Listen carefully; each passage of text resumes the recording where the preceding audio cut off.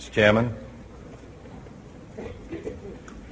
ladies and gentlemen, I appreciate very much your generous invitation to be here tonight. You bear heavy responsibilities these days, and an article I read some time ago reminded me of how particularly heavily the burdens of present-day events bear upon your profession. You may remember that in 1851, the New York Herald Tribune, under the sponsorship and publishing of Horace Greeley, employed as its London correspondent an obscure journalist by the name of Karl Marx. We are told that foreign correspondent Marx, stone broke, and with a family ill and undernourished, constantly appealed to Greeley and managing editor Charles Dana for an increase in his munificent salary of $5 per installment, a salary which he and Ingalls ungratefully labeled as the lousiest petty bourgeois cheating. But when all his financial appeals were refused, Marx looked around for other means of livelihood and fame, eventually terminating his relationship with the Tribune and devoting his talents full-time to the cause that would bequeath to the world the seeds of Leninism, Stalinism, revolution, and the Cold War. If only this capitalistic New York newspaper had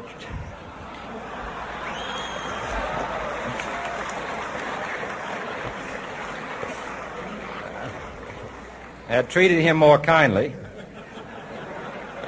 if only Marx had remained a foreign correspondent, history might have been different. And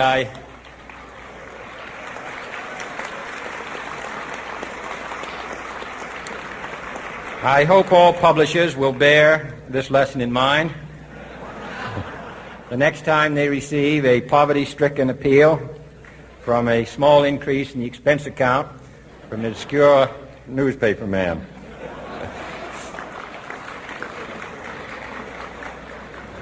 I have selected as the title of my remarks tonight, "The President and the Press." Some may suggest that this would be more naturally worded, "The President versus the Press," but those are not my sentiments tonight. It is true, however, that when a well-known diplomat from another country demanded recently that our State Department repudiate certain newspaper attacks on his colleagues, it was unnecessary for us to reply that this administration was not responsible for the press, for the press had already made it clear that it was not responsible for this administration.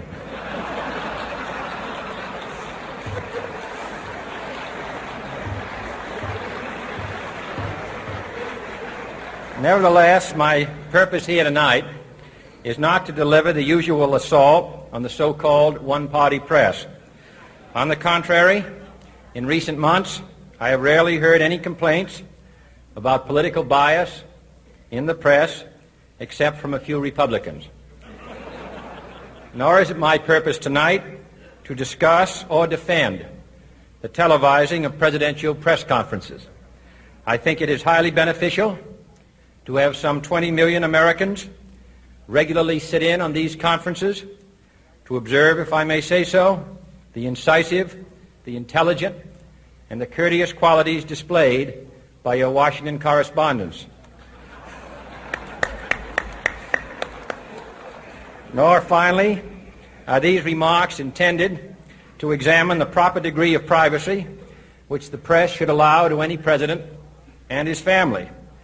If, in the last few months, your White House reporters and photographers have been attending church services with regularity, that has surely done them no harm.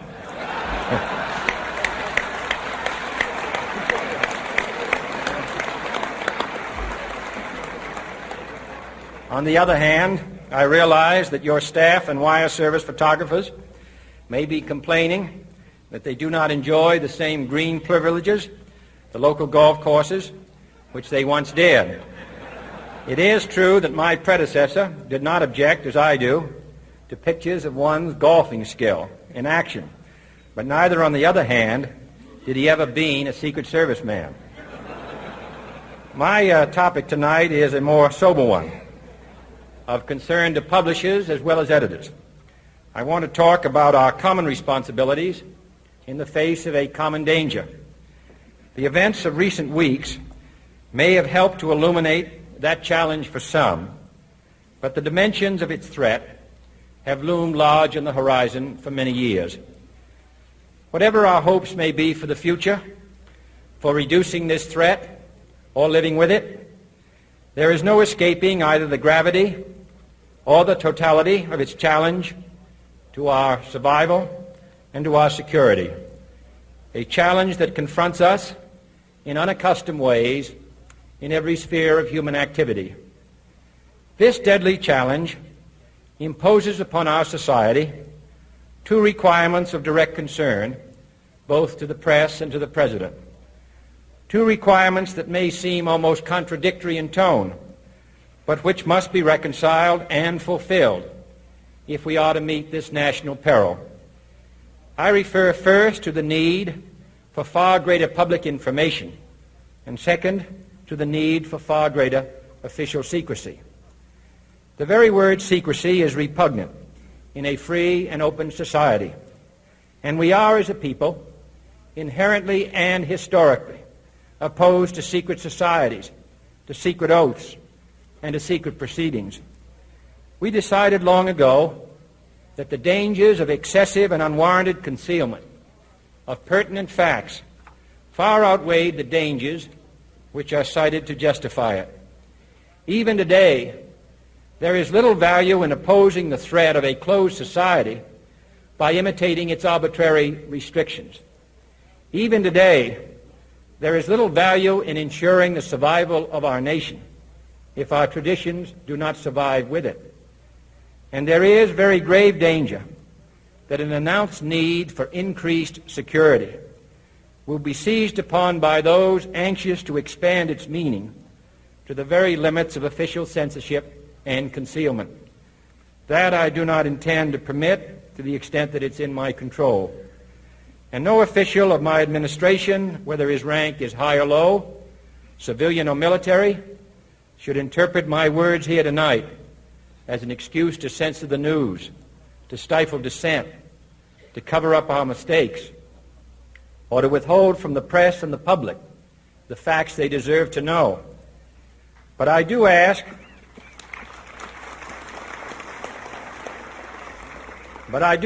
every publisher, every editor, and every newsman in the nation to re-examine his own standards and to recognize the nature of our country's peril.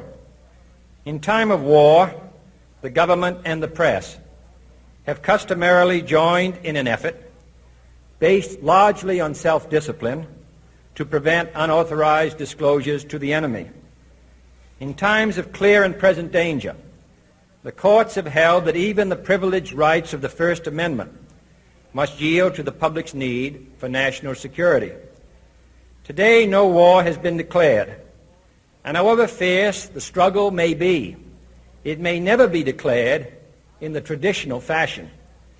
Our way of life is under attack. Those who make themselves our enemy are advancing around the globe.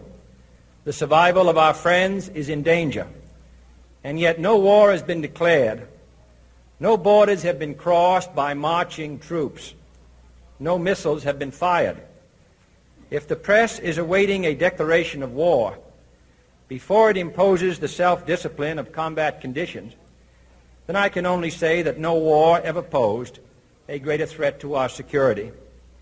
If you are awaiting a finding of clear and present danger, then I can only say that the danger has never been more clear, and its presence has never been more imminent. It requires a change in outlook, a change in tactics, a change in missions by the government, by the people, by every businessman or labor leader, and by every newspaper.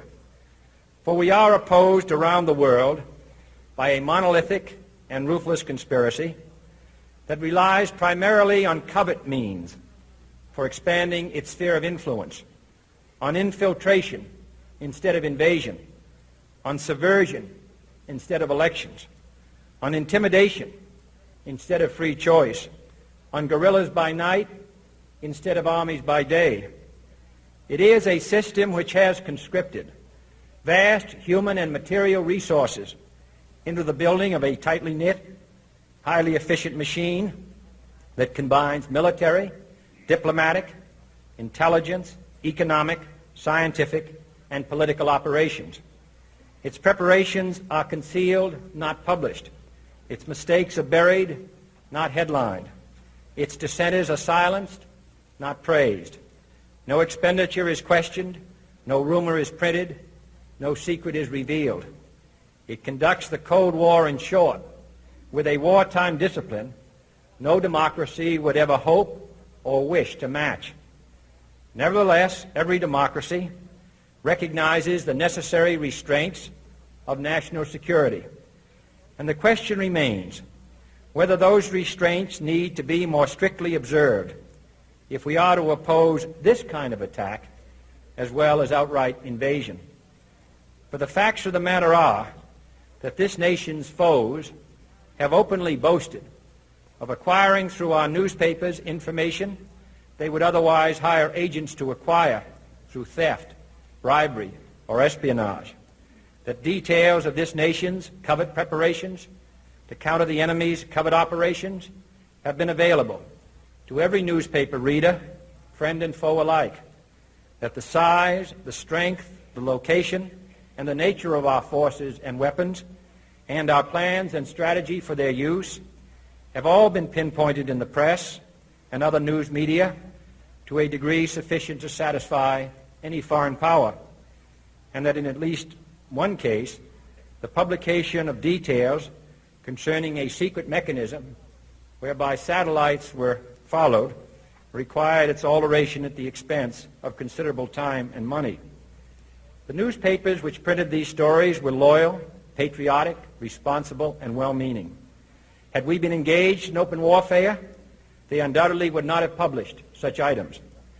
But in the absence of open warfare, they recognized only the tests of journalism and not the tests of national security. And my question tonight is whether additional tests should not now be adopted. That question is for you alone to answer. No public official should answer it for you. No governmental plan should impose its restraints against your will. But I would be failing in my duty to the nation in considering all of the responsibilities that we now bear and all of the means at hand to meet those responsibilities if I did not commend this problem to your attention and urge its thoughtful consideration. On many earlier occasions I have said, and your newspapers have constantly said, that these are times that appeal to every citizen's sense of sacrifice and self-discipline.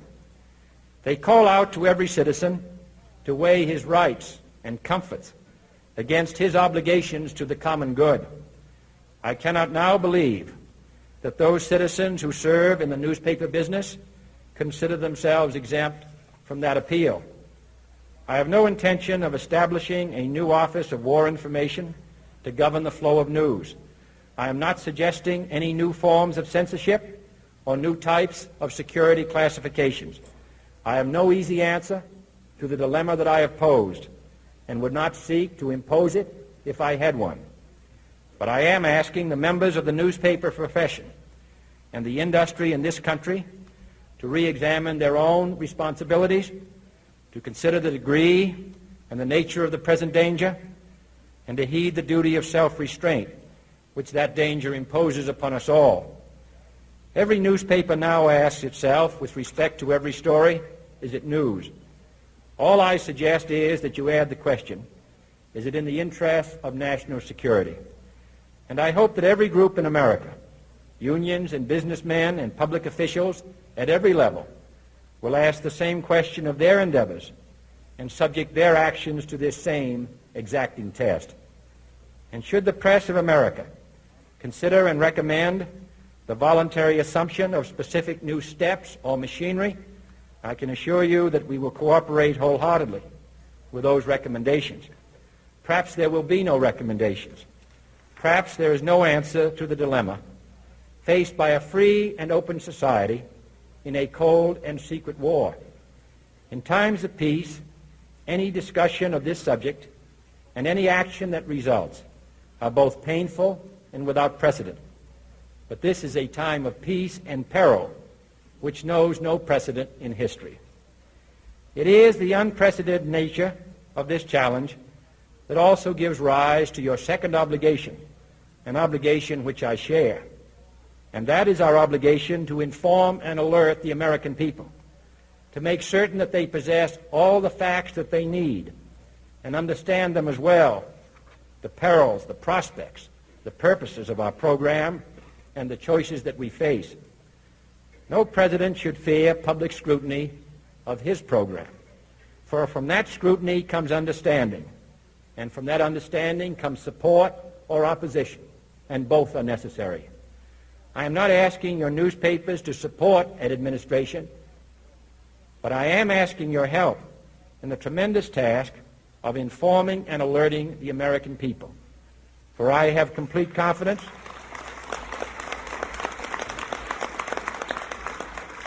in the response and dedication of our citizens whenever they are fully informed. I not only could not stifle controversy among your readers, I welcome it. This administration intends to be candid about its errors.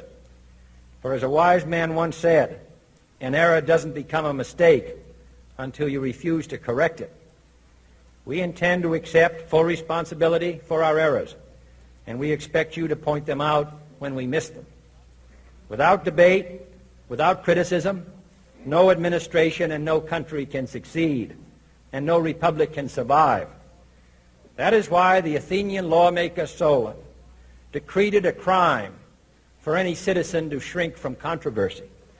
And that is why our press was protected by the First Amendment, the only business in America specifically protected by the Constitution, not primarily to amuse and entertain, not to emphasize the trivial and the sentimental, not to simply give the public what it wants, but to inform, to arouse, to reflect, to state our dangers and our opportunities, to indicate our crises and our choices, to lead, mold, educate, and sometimes even anger public opinion. This means greater coverage and analysis of international news, for it is no longer far away and foreign, but close at hand and local. It means greater attention to improved understanding of the news, as well as improved transmission. And it means, finally, that government at all levels must meet its obligation to provide you with the fullest possible information outside the narrowest limits of national security, and we intend to do it. It was early in the 17th century that Francis Bacon remarked on three recent inventions already transforming the world: the compass, gunpowder, and the printing press. Now the links between the nations, first forged by the compass, have made us all citizens of the world, the hopes and threats of one becoming the hopes and threats of us all. In that one world's effort to live together, the evolution of gunpowder to its ultimate limit has warned mankind of the terrible consequences of failure. And so it is to the printing press, to the recorder of man's deeds, the keeper of his conscience, the courier of his news, that we look for strength and assistance, confident that with your help, man will be what he was born to be, free and independent.